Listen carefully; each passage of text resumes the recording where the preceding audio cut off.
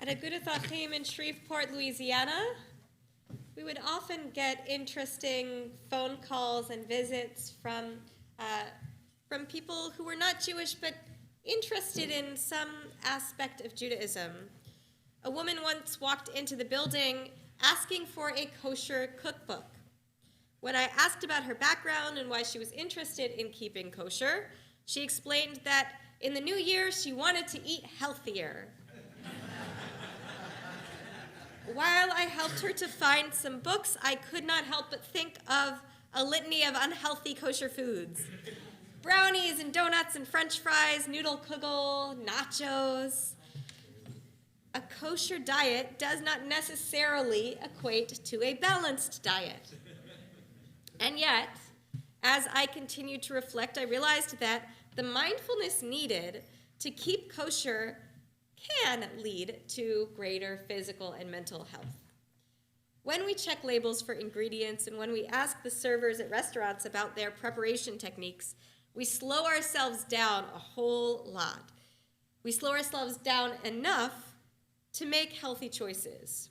We ask ourselves not just, what do I want to eat right now, but what defines food that is sacred enough to sustain me?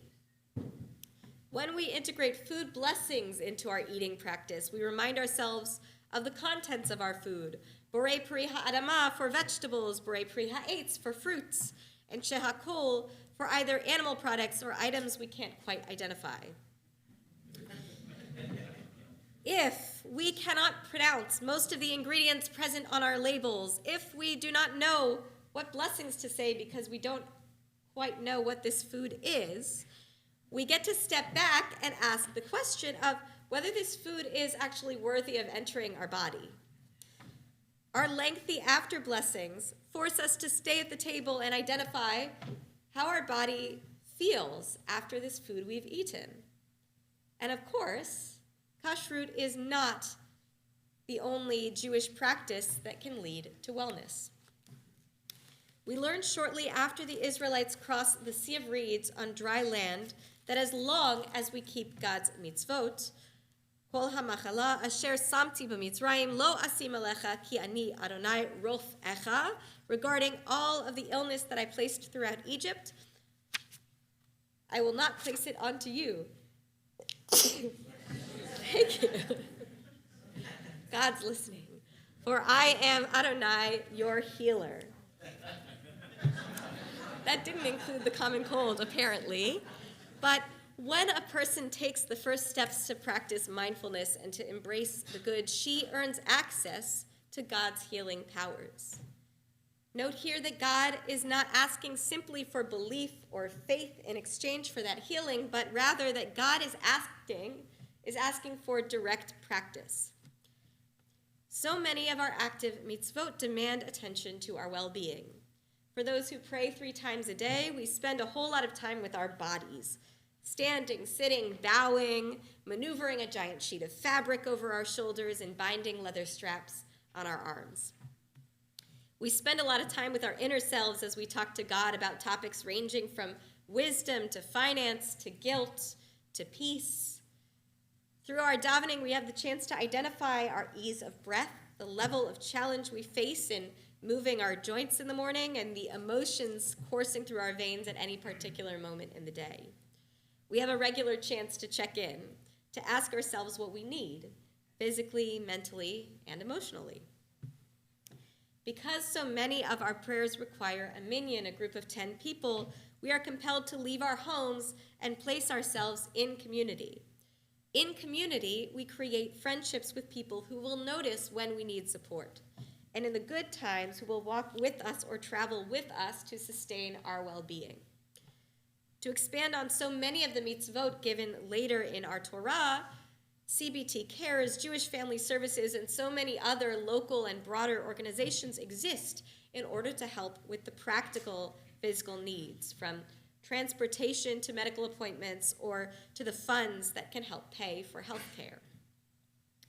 Once a week, every week, we have the chance to experience Shabbat. On Shabbat, we are halachically required to eat 3 full meals within that 25 hours. with all of the things our halacha forbids us from doing on Shabbat, we have the time and we have the space to walk, to run, practice yoga, take our time eating, to move our bodies without the excuse of work or school in our way. God and this Jewish tradition can be healers, but only if we make the effort to bring them into our lives.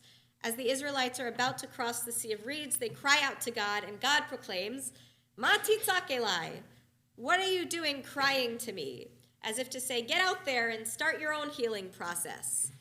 Once you show me you're ready by walking into those waters, then I will split the sea for you.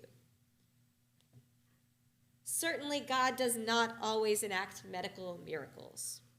We were created with fragile bodies that cannot last forever.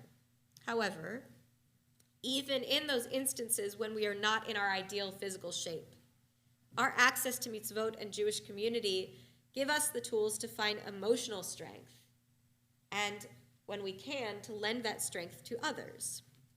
When we recite the Mishaberach for healing for someone we love, we give ourselves time to reflect on how we can best support them. We remind ourselves that we are surrounded by a community who will help us through our loved ones' illnesses. When we tell the one who is ill of the presence of their name in synagogue during Mishaberach, they are reminded that they are loved and cared for by their entire Jewish community, that other people are relying on them to return to health and the ability to stay present in this space. And when we see a friend's name on our Mishaberach list, we're reminded to check in with them and with their family. In our Jewish tradition, we are told to drop almost everything to save a life, to help preserve another human being's health, and that includes our own health as well. No Shabbat prohibition, no detail of kashrut, no aspect of theology can get in the way of pikuach nefesh, of saving a life. As we've learned here a few times before, Masechet Sanhedrin teaches that the preservation of one life is the preservation of an entire world. For each and every one of us, a healthy body looks and feels entirely unique and different. The reality that each and every one of us is shaped and formed differently, even with all of the complexities that are universal among us, is astounding. By preserving our health, we demonstrate to our God the wonder we feel when we pause to think about everything that our bodies are capable of. By actually visiting the doctor when we need, not pushing it off. By keeping ourselves healthy, keeping ourselves well, and putting that first, we show that respect to the God who created us. If you were present last night, you learned a blessing that I'd like to share again today, the blessing that we say every time we use the restroom. On page 99 of Siddur Lev Shalem, I'd like you to recite with me.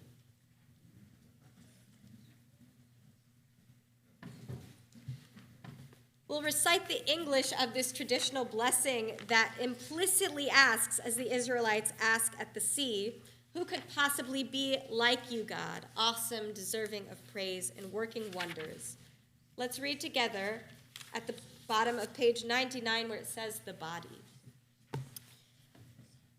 Baruch atah Adonai, our God, sovereign of time and space, who crafted the human body with wisdom, creating within it many openings and passageways.